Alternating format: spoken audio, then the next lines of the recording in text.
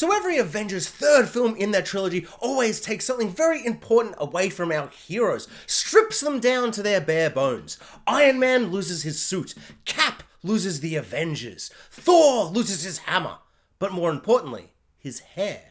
And Spider-Man, what happened with Spider-Man again? Oh, that's right, he couldn't get into college. Oh wait, no, I'm forgetting.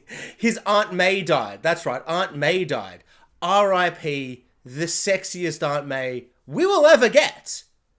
Probably, hopefully not, but probably. So what did Ant-Man lose in Ant-Man 3?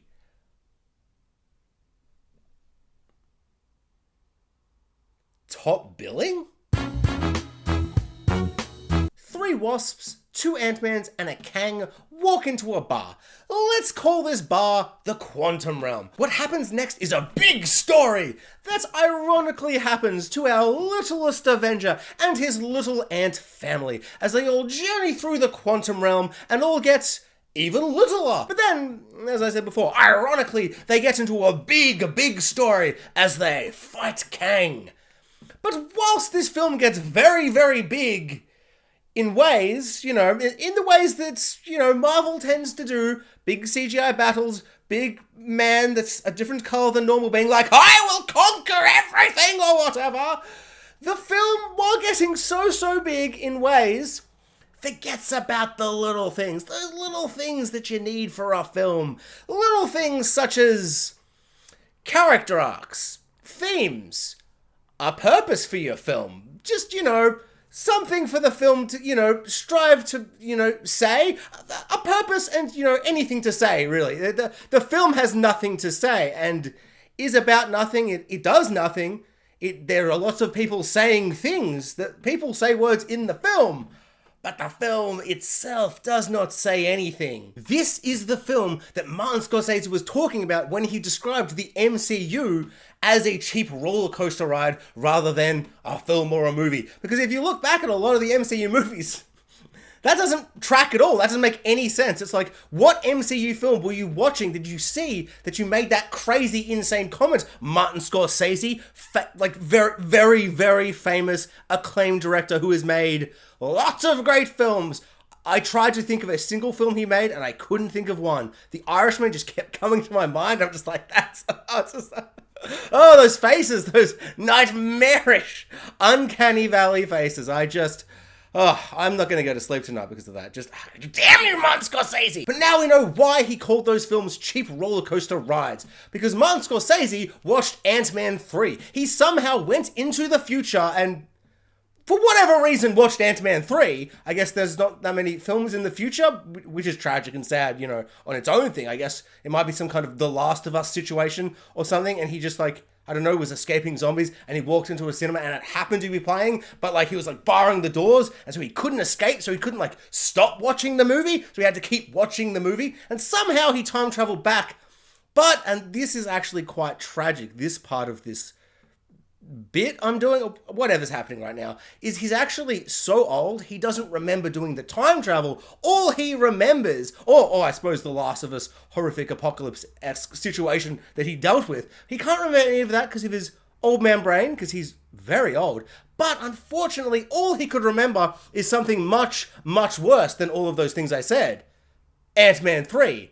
Quantumania! And so he came back and he's like, the cheap roller coaster movies, they're bad. They forgot all the things that make a movie. It's just flashing lights and colors and, you go up and down and at the end you kind of feel sick because you ate too much popcorn beforehand. Because, you're watching 55 minutes of trailers before the movie started. Why there is so much ads and trailers before a movie now. It's literally, you can get there 30 minutes late and you're still early. It's I wish that was a film is good when that's the worst part of your cinema experience, but when that's almost more memorable because you're like, oh man, the trailer for Creed 3 looks good! Oh, we'll get to why. So Martin Scorsese came back to warn us all about not seeing Ant-Man 3, but because, as I said, tragic thing about him, very old, but all he remembered was MCU, so he just threw it all under the bus. But he, should have specifically said this movie, because this film was everything wrong with big, blockbuster, CGI fest kind of movies. Not just the MCU, I think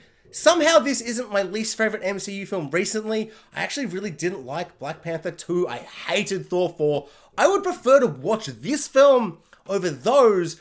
But, like, as a mate said, those films are doing more and saying more, regardless of how much I disliked them. But this film, it's not doing much of anything. It's just there, colors and lights, and there's so much impressive, imaginative, creative, insane visuals. This film is a film I should love. The Quantum Realm is not the Quantum Realm we saw before. It has so much crazy, inspirational, amazing imagery and visuals. The creativity of each character and each creature design, like on a technical level, is so ambitious and exciting and interesting. There are so many different creatures and wild, insane things, going from undescribable things to a character that is just a walking piece of broccoli with a face or whatever. There's so much stuff that I should love and adore. It kind of feels like a mash between Doctor Who, Thor Ragnarok, and Star Wars. There's so much visually happening, but I have never felt less impressed and amazed by such creative, amazing energy and vibes and color. Like, it is just such a baffling kind of contrast of seeing so much I should love but feeling nothing. Like, I felt emotionally void. I felt emotionally empty. No part of this made me excited or awe-inspired or amazed, but I was watching things that I knew should trigger those responses. Because I love a Star Wars, I love a Doctor Who, and they could just go to places and show me new wondrous things, but there was something so colorful yet dull at the same time. I can't remember what the word is right now, and I will not Google it because I will not stop the rant, but it reminds me of, you know, when you say something is hot and cold at the same time. There's a word for that. I don't know what it is, but when you're like, that was really hot but cold at once, and you're like, that's a oxymoron maybe, or something like that. But you're like, that doesn't make sense. Something can't be hot and cold. This film is that for creativity. Somehow it is so creative, but so creatively bankrupt and dull. Like, so colorful, but dull. Creative, but creatively bankrupt. So kind of beautiful and amazing, but so unimaginative and disgusting to look at. It had such a dull, cluttered, claustrophobic, odd feeling to the whole movie. Yet there'd be little characters where I'm like, that in a Star Wars I would love. That in a Doctor Who episode I would adore. It is impossible to describe, and yeah, let's move on. I feel like I'm not wording this properly. All you need to know is this film sucks. So maybe it's just that the whole collective film sucks. So even if a little character is doing a little wiggle dance in his jelly body and is like, I'm a jelly body man with a face or whatever, and you're like, that is cool, but this film sucks. So that sucks. Yeah, I guess that's probably it. Maybe. Who knows? But no, Mr. Kraken, I hear you scream. Cassie, Scott Lang, Ant-Man's daughter, she has an arc at the start of the movie. She's unnecessarily irritating. She treats Ant-Man just like the worst person ever. He's like, hey, I saved the world and I'm, you know, a bit obnoxious about it. But hey, I saved the entire universe. Without Ant-Man popping out and being like, hey, it's me, Ant-Man. Knock, knock, Captain America. I'm here to save the world. Wouldn't have saved the world. He saved everybody from being dead, and everybody that wasn't dead, he saved all your people coming back so you didn't feel miserable all the time. He is allowed to sit back and put his feet up and just kind of rest for a couple of years. And yet his daughter is all like, hey, you suck, Ant-Man. Ant-Man, you were good at one point, but now you suck. And from that point, intolerable character. And then his whole arc is, I've got to save my daughter. And then his daughter's whole arc is like, I actually love my dad now and I'm understanding what it really means to be a superhero or whatever. But it's not really an arc because she hates him, and then as soon as they land in the quantum realm, about 3 minutes later, she's like, oh dad, oh my god, I was so scared, but you saved me as I fell and I was going to explode into pus, but you saved me, and now we love each other and we love each other intensely. So it just feels like unnecessary forced drama, and she has a lot of other good character, like, you know, motivations and, you know, traits. And then there's just one trait where she hates her dad for no reason, even though he saved the world. And she's like, well, you didn't save it 500 times every single day. Why does he have to? Just let him put his feet up and write a self-indulgent book. I realize now this sounds kind of mean, but I watched the movie. She's mean. She's mean. I didn't like her. I didn't like any of the Wasps, except for Kate. She's amazing. But also, not in this movie. She gets completely sidelined. Sexy Wasp is out the door. We get old lady, but still kind of sexy, but older Wasp. And she's like the main character for a bit, which makes sense because she's in the quantum realm for 30 years. And it's like, okay, I understand, like, you know, story-wise where that makes sense. But we met her for like 45 seconds last film. let's focus on the characters we've known for 2 full movies. This is like their 3rd big trilogy ender. And you sideline Kate from Lost Wasp for Old Lady Wasp. And it's like, okay, I'm like, I understand story-wise why that works. But like, you know, for the audience, characters we've been following, that doesn't work at all. But just to circle back, no, the Cassie Lang thing isn't an arc. It was like a 2-minute thing, and then they both loved each other for the whole film. It's not an arc. The only arc in this film, and it's kind of shared by heroes and villains all at once, which is kind of interesting, but they all want to go home. Which is, funnily enough, the same arc that all of the audience members in my screening went through, because we all wanted to go home, because this film sucks. There was someone, like, as they're walking behind me, and he was just like, wow, that post-credit scene, that was the best part of the movie. And then his girlfriend just kind of sighed and went, yeah, I didn't like this movie. And it was like an exhausted, tired, pained kind of, you know, sentence. It hurt me. I wanted to turn around and be like, I'm sorry, but I did. It's not my fault. It's not, you know, when something's not your fault, but you just want to say you're sorry. That's like how like emotionally distraught and pained and hurt she felt. That was like just one random person in the cinema on like advanced screening opening night. That's a bad sign for your movie. That's a bad sign. Ant-Man 3 loses the charm and small-scale personality that the first 2 Ant-Mans had. Ant-Man 1 came out at a time when all the Avengers movies were coming out, and there was big explosions and cities falling and crashing on each other, and I loved all that stuff, as we all kind of did, but it was like getting to that point where they were almost on the cusp of it being too much, like one too many cities being destroyed, one too many helicarriers falling from the sky and hitting another helicarrier, and that helicarrier hitting the ocean, and the ocean's a tsunami, and it destroys a city, and you know, it gets to a certain point where like, yeah, it's like, it's still good, but we're like 1 or 2 films away from that becoming too much. And then Ant-Man rocked up, and the final scene is a scene with 2 people in a bedroom, just in a bedroom. It was a small scale story, and it felt very personal and unique. And the second one, whilst getting a little bit bigger with Giant Man, it still had that kind of small scale fun identity that is tied with Ant-Man, which I think works so kind of ironically and nice. Ironically, am I using that word right today? I'm saying it a lot. I might be misusing it. I feel like I'm always misusing the word ironic. It doesn't matter. I like the fact that the small scale Avenger is the little one. He's a little man. He's a little Ant-Man. But also he's got the little films. It just fits. It just works. Thor having the big bombastic Ragnarok adventure and kind of cranking the color saturation up to 15. You know, it works for his character. Doing that for Ant-Man, even though they didn't actually crank the sat up, it's still murky and dull. Reminds me of the Endgame battle, where I'm like, there's a lot of color on screen, but you've made it look all brown somehow. Cassie Lang, his daughter's suit is purple, but there was like 3 shots in this movie where I could see that it was purple. I don't understand what happened. Like, give me the if we're going to do this, we're going to go down this Quantumania realm, and it's all going to be CGI nonsense, Spy Kids 3D style. At least make the colors pop. Like, don't make it somehow colorful and amazing. I've gone down. We've discussed the color, but it is somehow dull. Let's not retread past why this sucks. Let's talk about new things about why it sucks. I was just going to say everything, but let's be more specific. Where's the funny guy that talks real quick? From Ant-Man 1 and 2, you know, his friend, his criminal friend that's always like, hey, I got a story. And he's like, babbity-babbity-babbity-babbity-ba. And he speaks real quick. You know, that guy who looks like the kind of funny cousin to John Leguizamo. I'm now suddenly realizing it may be John Leguizamo. Is it John Leguizamo? Hold on. It is in fact not John Leguizamo.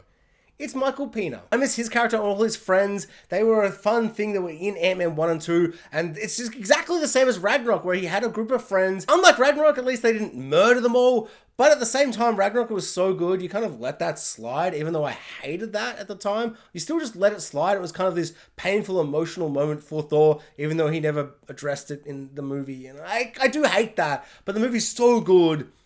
I forgive it. Like, if that's what, yin and yang kind of situation, like if we're going to lose something but gain more, I guess it's worth it. In this film, we lose them, but we don't gain anyone. All the side characters are just kind of like Thor Ragnarok knockoffs. Okay, so I'm hearing myself. It's getting pretty negative, although this is a negative review. Let's talk about one thing I did like. I liked the big ant pile up, and at the top there's Ant-Man, but instead of the first film where there's a big ant pile up of ants, and there's Ant-Man, it's a lot of different Ant-Mans, and then Ant-Man at the top. But, and I did say it wasn't going to be negative, but negative on that, it feels more like a visual idea they came up with and went, great callback to the first film. It's all a big ant pile-up, but now it's an Ant-Man ant pile-up. But they didn't utilize the visual and the idea of what that visual represented properly. Like, he gets in there, he splits apart, and he's like, there's two of them, and they're like, what the hell? What the hell? What the hell? What the hell? And it was almost fun for a second, but there was two, then there was 3, 4, 5, 6, 7, a billion! There's just a billion of them! And it got so overwhelming so quickly, that could be a 5-10 minute sequence, like, of just dealing with a couple of them. There's 6 Ant-Mans, so they're all trying to get through the situation, and then it keeps expanding, and then we get to the billion, million, a billion, trillion Ant-Mans. But it just kind of wanted to rush to that big visual moment. It feels like the same lazy storytelling at the end of the scene where Wasp comes and saves him, and it's like, yes, cool, Kate from Lost, the good Wasp that I like, not just because she's sexy, but just because she's Kate from Lost. That's exclusively why I like her as a character. She's just, I love Kate from Lost. And there are 2 moments in the film where she saves Ant-Man. Part of me is like, fist pump, yeah! Kate from Lost as Wasp saving Ant-Man. I love it! But it's not earned at all. Like, if you hadn't watched the other 2 movies, as a film, you want those big emotional payoffs to have been built up in the film you're watching. Like, especially if it's at the end of the film. Like, one's at the end of the 2nd act and one's at the end of the 3rd act. They shouldn't be things that are only paid off emotionally because I've seen other movies. It should be in your movie that you set up things with the characters and you pay them off. Yes, they can be more impactful because of the other movies, but this film does nothing to earn those emotional beats. And that kind of feels cheap. And lazy. Cheap and lazy. Another scene I really liked was when Old Man Ant-Man rocks up and he's like, the ants have been here for 1,000,000 years for some kind of quantum realm reason. Something, shut up, I said quantum before something nonsense. So you have to accept it. They've been here for 1 billion years and they're actually the smartest ants that have ever lived ever. Just, how good is that? Ants actually are super cool. And then right at the end of the film, we are saved by the ants. Deux Ant Machina. I feel bad. I have to point out, that's not mine. That's a mate of mine's. He said that. He's the genius, not me. But oh god, isn't that good? Deux Ant Machina. Because that's what it is. That's what it is. I didn't even realize properly, but it's this them being like, and the ants are just super geniuses because of some nonsense thing we said. Nothing to do with, no one else that's come into the realm went back 200 million years to become super genius ants, but because we need a scene at the end where Kang's like, I am Kang, and you're just an ant-man who talks to ants, and then all the ants pour in, and I guess I'm up to spoilers now. I was going to do spoilers when I was saving it for Kang, but it's the whole video. Let's just call the whole video spoiler review because also it doesn't matter. This film sucks. It just sucks. It doesn't matter. You can't spoil something that sucks. But Kang is all like, I am Kang. Also, he says the words, I am Kang, and all I kept thinking was that scene in Game of Thrones where Tywin is talking to Joffrey, and he's like, and Joffrey is like, I am the king, and Tywin is just like, a man who says he is the king is no king at all. And I just kept thinking, Tywin, someone make the meme where Tywin is just like, a man who says he's Kang is no Kang at all. But I guess replace Tywin's like, his body's still there, so you get where the meme's from, but his face is one of the other Kangs from the post-credit scenes. I've spoiled that now too. We're in spoilers, by the way. And so all the ants come and it's like, ant attack! Because he was like, you're just an ant-man and you only talk to ants, as if that's a bad thing. But then of course, Deux Ant Machina, the ants swarm in and it's all like, we won! Yay! As I said before, so many amazing visuals, so much creativity that is just so dull and uninteresting. How did he do it? I guess it's kind of like the most wondrous thing about this film. The most impressive thing this film does is present so many great things in theory on paper and make them bad. I don't know how he did it. So the last thing I want to discuss about the film Ant-Man 3, Ant-Man and the Wasp vs. Big Kang is KANG. We finally get our juicy little eyeballs on KANG for a second time. As I said that thing, I'd forgotten about Loki, but we have in fact seen him before. So KANG is back, but this time it's a different KANG. This time it's the Conqueror. And this film, and let me just stress, I am in full spoilers. I'm just going to spoil everything. Spoil city. So this time it's KANG the Conqueror, and the first hour of this film, people can just, they just can't stop talking about how crazy and evil KANG is. The whole first hour is just people being like, oh my god, KANG. I mean, KANG, he's just, but they never say the word KANG. They're always just like, oh, him. Oh, that dude. Oh, he. Oh my god, this guy. Oh my god. You thought you've seen bad people before, but this guy, he's great. He is so evil. You think you've seen, you don't even know him. Oh, Thanos. It's a little reference to Jon Snow from The Eternals, where he mispronounces Thanos, and he's like, Thanos. Why didn't you help stop Thanos? Wow.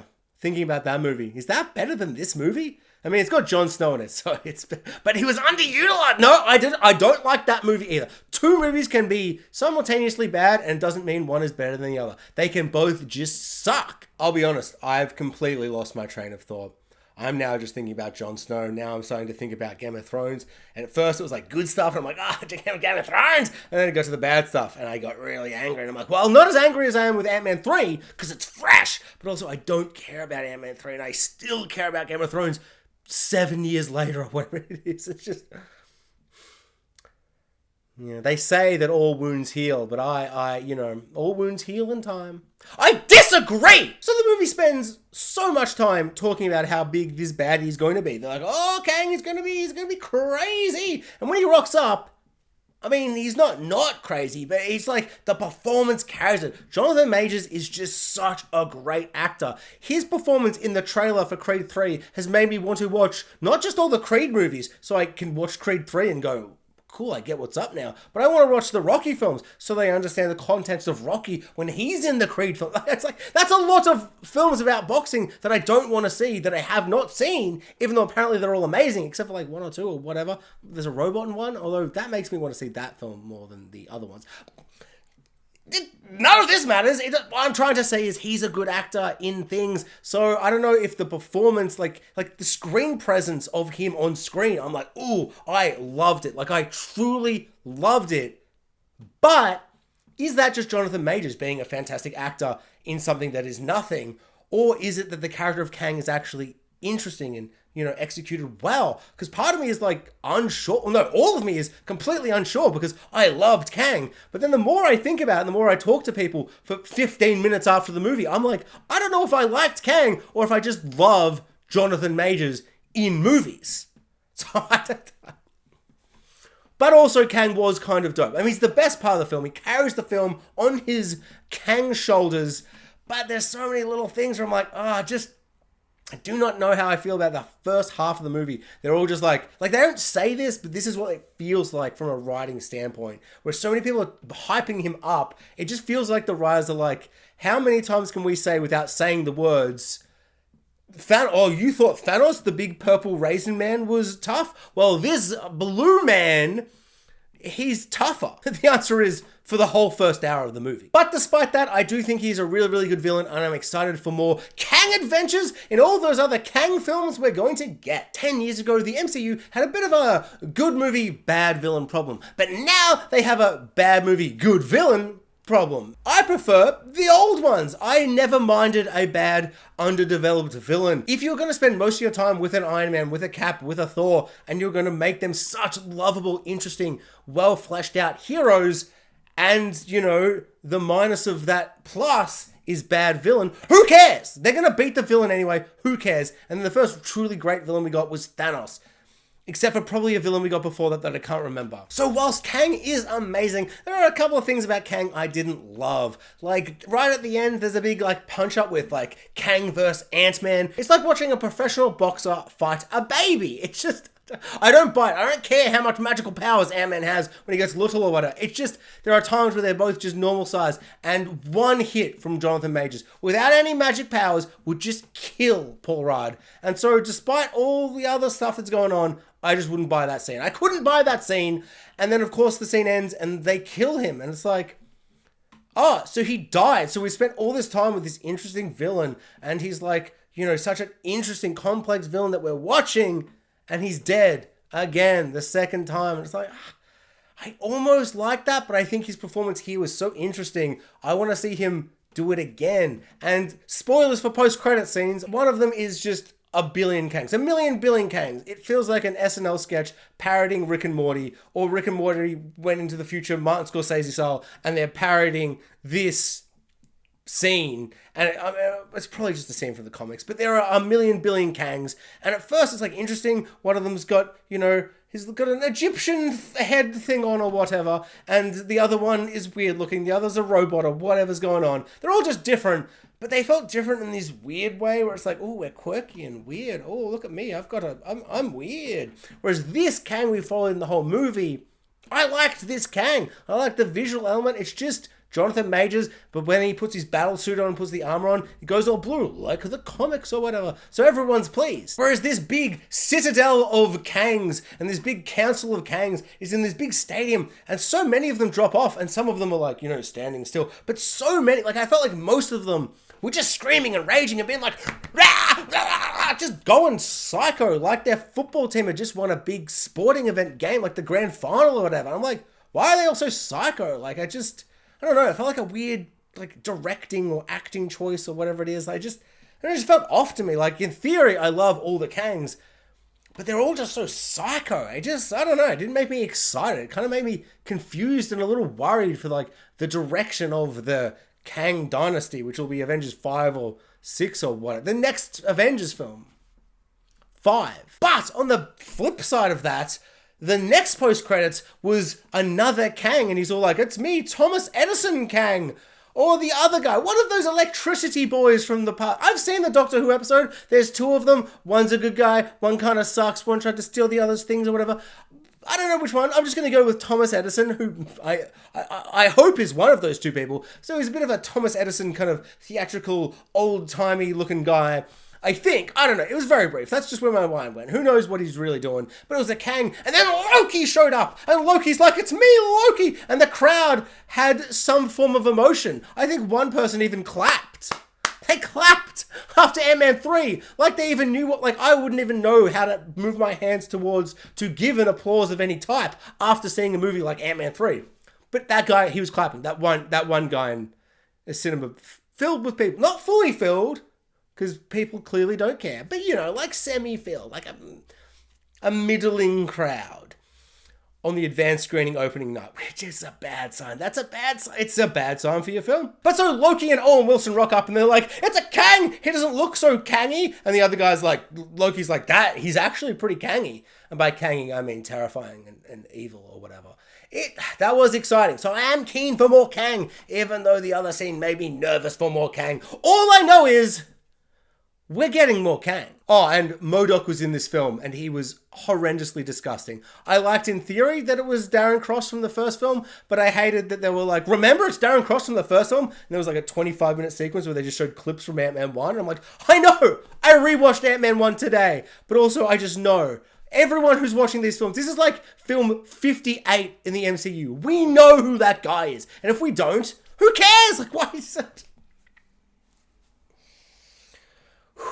But I hated the visual at first because it's disgusting and horrible and it's so badly visually put together. But I think that's the point. I think you're meant to be disgusted and off-put by it. It's a big stupid face all squished and smished and blah. I think you're meant to hate it by the disgusting, horrible, uncanny, horrendous nature of it.